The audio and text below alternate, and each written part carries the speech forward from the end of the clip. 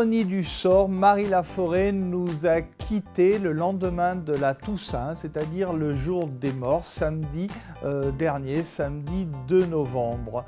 Aujourd'hui, évidemment, Mélodie ne pouvait pas ne pas lui rendre un hommage à la mesure de son immense talent, à la fois de chanteuse, mais également d'actrice. Alors, Marie Laforêt, on le sait, s'appelait Maïtena Marie-Brigitte Doumenac. Elle était née le 5 octobre 1939, il y a 80 ans.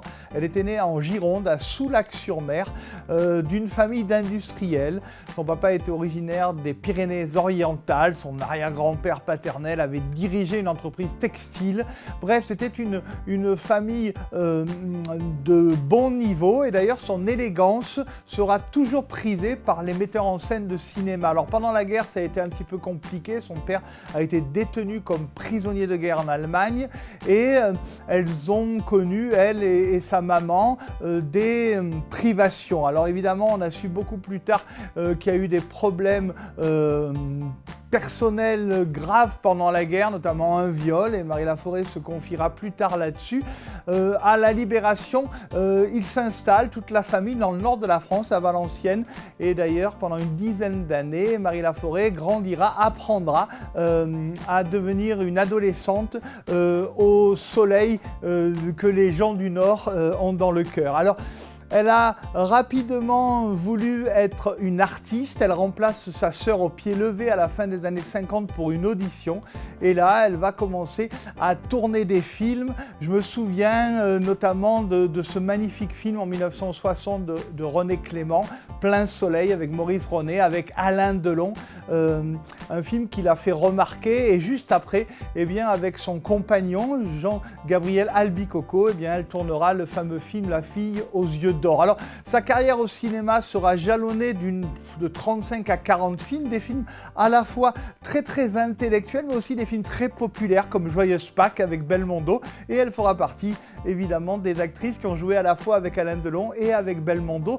Grande comédienne intellectuelle, mais aussi grande comédienne populaire. C'était ça, un petit peu l'originalité de Marie Laforêt. Et dans la chanson, c'est un peu pareil. Elle était une chanteuse yéyé, une idole yéyé qui pouvait chanter La bague au doigt, un texte léger, mais aussi reprendre Dylan, chanter Blowing in the Wind, tout comme reprendre Peter, Paul and Mary, Tell It on the Mountain, qui était devenu Viens, viens sur la montagne. Alors le grand succès, c'est en 63, avec Les Vendanges de l'amour, signé Daniel Gérard, la leçon de twist avec Michel Jourdan, que je salue, et à partir de ces années 63-64, eh bien, elle enchaînera les tubes. Alors ces tubes vont lui permettre de durer jusqu'aux années 70, où on retrouvera encore et toujours de nouvelles chansons qui marqueront la France, comme Viens, viens, comme Cadeau, cette chanson d'une maman à son enfant.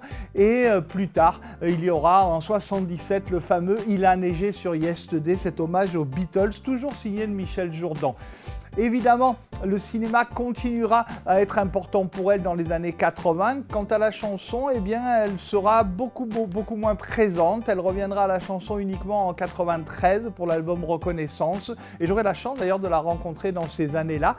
Des années où elle continuera même sa carrière internationale, parce qu'on le sait moins. Elle a enregistré beaucoup de ses succès en italien, en espagnol. Elle a fait une très grande carrière européenne. Et dans les années 90, elle jouait toujours beaucoup de téléfilms en Italie. Alors au niveau privé, on le sait, elle a été mariée 5 fois, elle a eu 3 enfants. Sa fille est la fameuse Lisa Azuelos, qui a tourné notamment avec Sophie Marceau le fameux film LOL, rappelez-vous. Et évidemment, en tant qu'artiste, eh bien, elle n'a pas été peut-être une maman très présente. En tout cas, c'est ce qu'a souvent déclaré sa fille Lisa. Aujourd'hui, évidemment, on est triste de savoir que La fille aux yeux d'or les a fermés définitivement, mais on va continuer sur Mélodie à se souvenir de la chanteuse, de l'actrice. La liberté, c'était le signe de fabrique de Marie Laforêt. Merci madame.